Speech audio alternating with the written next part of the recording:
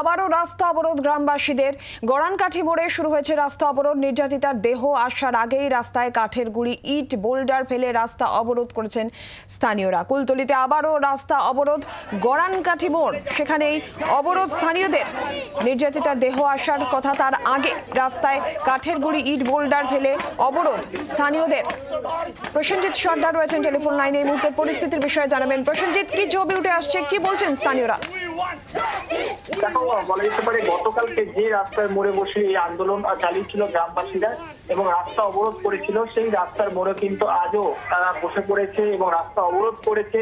এবং রাস্তার দুধারে একদিকে যেমন পুরুষরা বসেছে, অন্যদিকে কিন্তু মহিলারাও, বাড়ির এলাকার যারা মায়েরা আছে তারাও কিন্তু বসে সেই আন্দোলন চালাচ্ছে। এবং ধীরে ধীরে কিন্তু সেই আন্দোলনের যে সমস্ত গ্রামের বাসিন্দারা আছে তারা কিন্তু জড়ো হচ্ছে।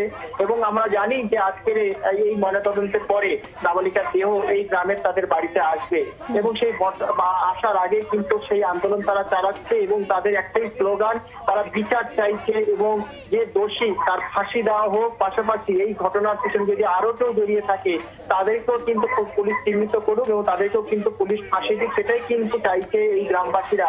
এবং ঘটনাস্থলে কিন্তু বিশাল পুলিশ বাহিনী আছে, পাশাপাশি আজকের কিন্তু আরো বেশি পুলিশ মোতায়েন করা হয়েছে বলে আমরা দেখতে পাচ্ছি। এবং সেই জায়গায় দাঁড়িয়ে যেটা আমরা প্রশাসন সূত্রে জানতে পারছি যে যাতে কোনো এলাকায় অপ্রীতিকর ঘটনা না ঘটে দেহ আসার পরে, সেই জন্য এই পুলিশের একটা কড়াকড়ি ব্যবস্থা করা হয়েছে বারুইপুর জেলা পুলিশের তরফ থেকে। সব মিলিয়ে যেমন রাস্তা অবরোধ চলছে, অন্যদিকে পরিবারে একটা শোকের ছায়া এবং পরিবারে তার মা বা যারা আত্মীয় স্বজনরা বা পাড়া প্রতিবেশীরা আছে তারাও কিন্তু প্রতিটা মুহূর্তে কান্নায় ভেঙে পড়ছে। নজর রাখো প্রসেনজিৎ।